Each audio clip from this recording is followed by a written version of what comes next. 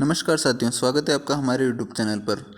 इस वीडियो में हम कक्षा 10 विज्ञान विषय के मॉडल पेपर के कुछ इम्पोर्टेंट प्रश्नों की बात करने वाले हैं जो निबंधात्मक प्रकृति के हैं और आपकी परीक्षा की दृष्टि से बहुत ही महत्वपूर्ण है। तो इस वीडियो को शुरू से अंत तक जरूर देखें। तो चलिए शुरू करते हैं। पहला क्वेश्चन है आपके, दो अम्लीय ऑक्साइड के नाम लिखिए जिनके द्वारा अम्लीय वर्षा होती है। तो अम्लीय ऑक्साइड जिनसे अम्लीय वर्षा होती है वो क्या है? H2SO4 या सल्फ्यूरिक अम्ल और HNO3 या नाइट्रिक एसिड। इस प्रकार से ये दो अम्लीय एसिड हैं, अम्लीय ऑक्साइड हैं। नेक्स्ट क्वेश्चन है, एंटाएसिड क्या होता है और इसके उदाहरण दीजिए। तो एंटाएसिड क्या होता है? उदर की जो अम्लता होती है, हमारे पेट के अंदर अम्लता हो जाती है, एसिडिटी हो जाती है, तो उसको दूर करने के लिए एंटासिड काम में लिया जाता है।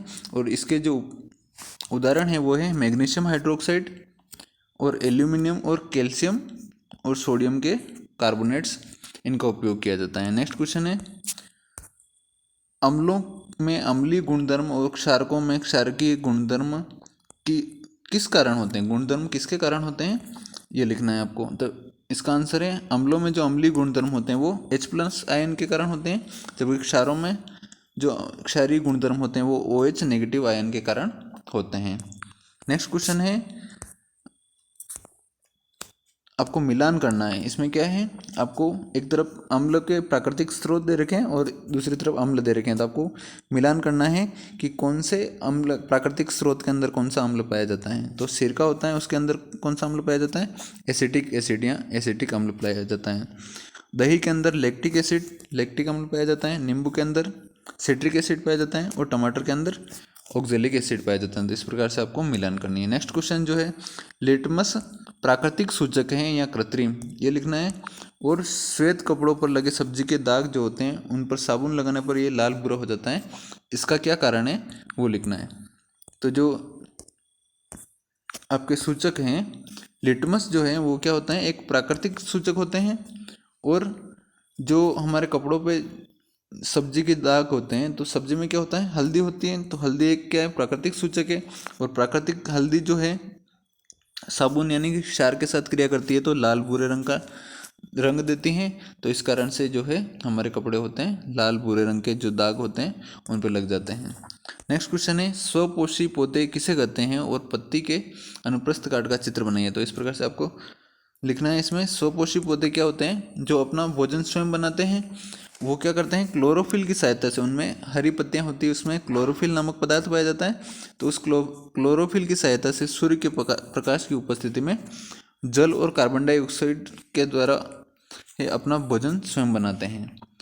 नेक्स्ट क्वेश्चन है, मरुद्भिद पौधे में प्रकाश संश्लेषण की प्रक्रिया और अन्य पौधों में किस प्रकार भिन्न होती हैं। मरुद्भिद पादप के अंदर प्रकाश संश्लेषण और अन्य पौधों के अंदर जो प्रकाश संश्लेषण होता है वो किस प्रकार से अलग होता है वो लिखना है। तो इसका आंसर है, जो मरुद्भिद पादप होते हैं उनमें क्या होता है, वो रात्रि को कार्बन डाइऑक्साइड लेते हैं और एक मध्यस्थ उत्पाद का निर्माण करते हैं, और दिन में फिर सूर्य का जब प्रकाश होता है तो वो क्या करते हैं, क्लोरोफिल की सहायता से फिर अपने भोजन का निर्माण करते हैं। तो इस प्रकार से उनकी जो प्रक्रिया है, भोजन निर्माण की प्रक्रिया दिन और रात दोनों में चलती रहती है। जबकि जो सामान्य पादप होते हैं उनमें क्या होता है, जो संपूर्ण प्रकाश संश्लेषण की क्रिया है वो दिन में ही संपन्न होती है, रात्रि में उनमें प्रकाश संश्लेषण की क्रिया संपन्न नहीं होती। ये इसकी विशेषता, ये इनके अंदर जो है मुख्य अंतर है। नेक्स्ट क्वेश्चन है, श्वसन किसे कहते हैं और मानव श्वसन तंत्र का नामांकित चित्र बनाइए।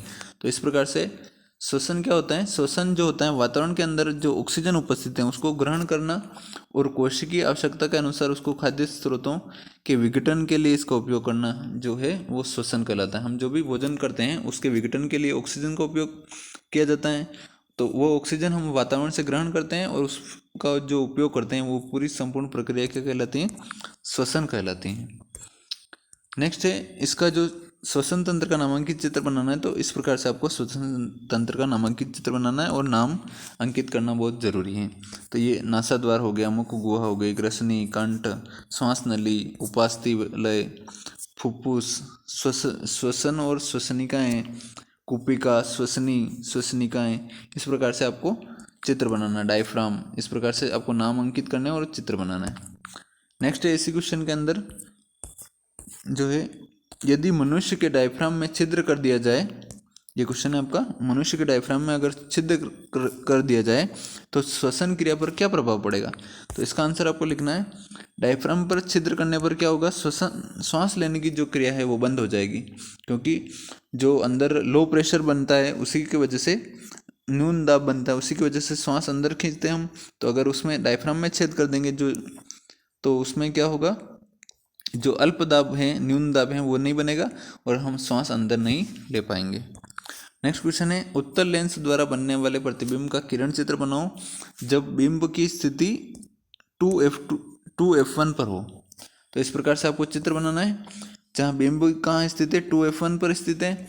तो ये जो इसका प्रतिबिंब बनेगा वो 2f2 पर बनेगा, और कैसा होगा ये, इसकी प्रकृति उल्टी होगी, और ये क्या होगा, वास्तविक और उल्टा होगा, और वस्तु के आकार का होगा। सेम इसका जो आकार है वो उतना ही होगा, लेकिन उल्टा और वास्तविक होगा, और जो इसकी स्थिति होगी वो कहाँ होगी, 2f2 पर होगी। इस प्रकार से आपको चित्र बनाना है और लिखना है। नेक्स्ट इसी क्वेश्चन के अंदर है, उत्तल लेंस और अवतल लेंस के एक एक उपयोग और अंतर लिखिए। तो इसके उपयोग देख लेते हैं। उत्तल लेंस का उपयोग है वो सूक्ष्मदर्शी, दूरदर्शी और दूरदृष्टि दोष के निवारण के लिए किया जाता है, जबकि अवतल लेंस है उसका उपयोग होता है स्ट्रीट लैंप्स के अंदर और निकट दृष्टि दोष के निवारण के अंदर होता है। और इसके अंतर देख लेते हैं।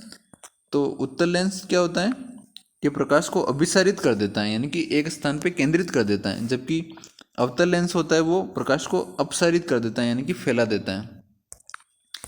इस प्रकार से नेक्स्ट क्वेश्चन है, अवतल दर्पण द्वारा बनने वाले प्रतिबिंब का किरण चित्र बनाओ जब बिंब की स्थिति वक्रता केंद्र पर हो।